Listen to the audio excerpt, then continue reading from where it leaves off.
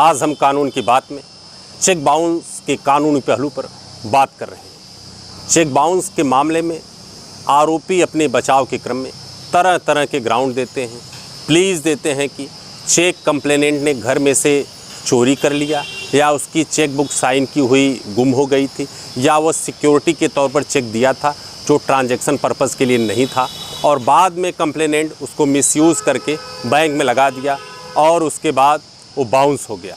आज कानून की बात के क्रम में मैं कहना चाहता हूं कि अगर एक बार आरोपी चेक पर साइन कर दे तो उसका क्या महत्व है, लीगल टर्म में उसको क्या माना जाएगा।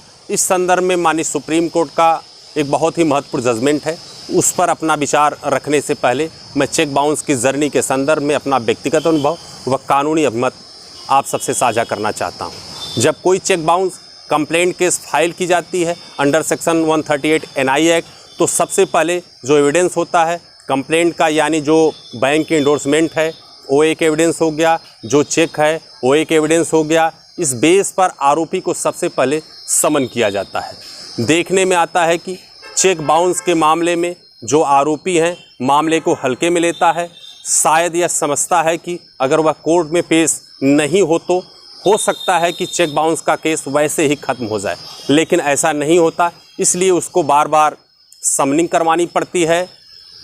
एक्यूज्ड कभी समन को रिफ्यूज कर देता है या कभी वो समन को लेने में आनाकानी करता है, और कई बार लेकर भी वो कोर्ट में प्रेजेंट नहीं होता है।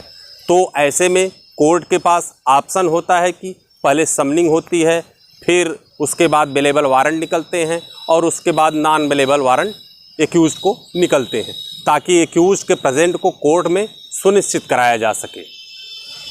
इस पूरे एक्सरसाइज में कई बार बहुत समय निकल जाता है, कभी 1 साल, कभी 1.5 साल या कभी 2 साल तक का समय खर्च हो जाता है।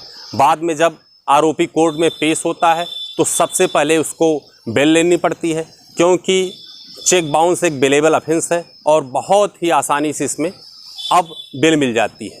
इसके बाद बात आती है कि आरोपी पर चार्ज लगना है। चार्ज लगने के बाद एविडेंस होता है, लेकिन कई बार कुछ जो एक्यूज्ड हैं वो कंप्लेनेंट के साथ समझौता कर लेते हैं और पैसे का जो भी लेन देन होता है वह करके केस को ख़त्म करवा देते हैं। लेकिन कुछ एक्यूज्ड जो आरोपी हैं वे समझौता नहीं करते तथा चेक बाउंस का पैसा भी नहीं देना चाहते, इसलिए वो केस को लंबा चलाते हैं।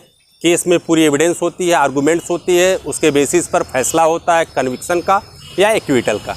मैं आपको बताऊं, जब केस कोर्ट में चल रहा होता है एविडेंस में, तो आरोपी तरह तरह के ग्राउंड लेते हैं कि मेरा चेक गुम हो गया था, या वह चोरी हो गया था, मैं इस व्यक्ति को चेक नहीं दिया था, इसने कहीं से ले लिया, या मैंने सिक्योरिटी के तौर पर चेक दिया हुआ था, बाद में कंप्लेनेंट ने इसका मिसयूज़ करके बैंक में लगा दिया, और कंप्लेनेंट के प्रति मेरा कोई लेन देन नहीं है, कोई भी लीगल लाइबिलिटी नहीं है। इस तरह आरोपी पक्ष की तरफ से अपनी डिफेंस आती है, प्ली आती है, लेकिन इन डिफेंसेस को प्रूव करने के लिए एक पुख्ता एविडेंस होना चाहिए, यानी कोई गवाह होना चाहिए या कोई और डॉक्यूमेंट्री एविडेंस होना चाहिए कि इस व्यक्ति ने ब्लैंक चेक लिया हुआ था और बाद में उसकी बॉडी को फील करके बैंक में लगा दिया था।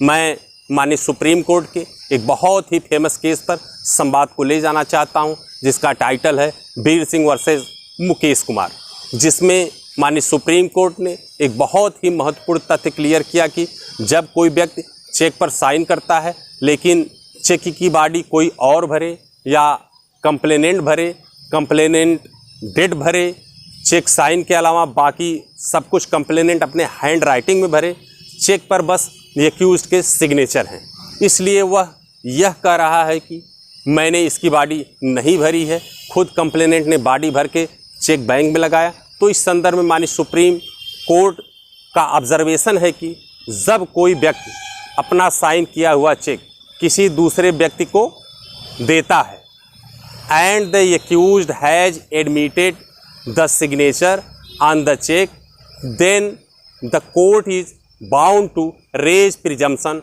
Under section 139 NI act. 139 की प्रिजम्पशन है कि जो कंप्लेनेंट को चेक दिया गया वह किसी लीगल लाइबिलिटी को उतारने के लिए दिया गया है ऐसे में एक्यूज्ड पर्सन द्वारा 139 NI एक्ट के प्रिजम्पशन को रिवर्ट करना होता है। एक्यूज्ड यदि इस केस में अपना बचाव करने के लिए अपना पक्ष रखना चाहता है तो इस लाइबिलिटी को रिवर्ट करना बहुत ही ज़रूरी है। यदि वह इस लाइबिलिटी को, इस एविडेंस को, प्रिजम्पशन को रिवर्ट नहीं करता तो यह मान लिया जाता है कि जो आरोपी है उसने चेक कंप्लेनेंट को अपनी किसी लीगल लाइबिलिटी को उतारने के लिए दिया। और इसी केस में माननीय सुप्रीम कोर्ट ने यह भी कहा कि यह कोई महत्वपूर्ण नहीं है कि चेक की बॉडी किसने भरी है। अगर ड्रावर कहे मैंने नहीं भरी तो इस बात का कोई महत्व नहीं है। If cheque is duly signed by the drawer, drawer द्वारा पूरी तरह से सिग्नेचर है यानी सिग्नेचर जाली नहीं है। If the cheque is otherwise valid then penal provision of section 138 would be attracted. माननीय सुप्रीम कोर्ट ने आगे कहा कि if signed blank cheque is voluntary presented to a payee towards some payment the payee may fill up the amount. इससे cheque की validation खत्म नहीं हो जाएगी बल्कि एक लाइबिलिटी को उतारने के लिए दिया गया चेक माना जाएगा।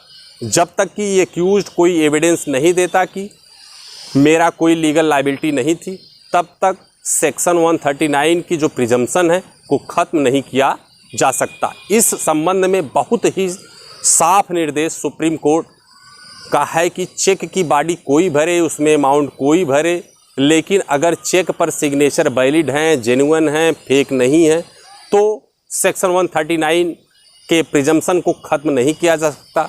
वो तभी ख़त्म किया जा सकता है जब आरोपी उसको रिवर्ट करने के लिए बहुत ही स्ट्रांग एविडेंस अपने पक्ष में प्रस्तुत करे। आज journey of cheque bounce cases में बस इतना ही। नमस्कार।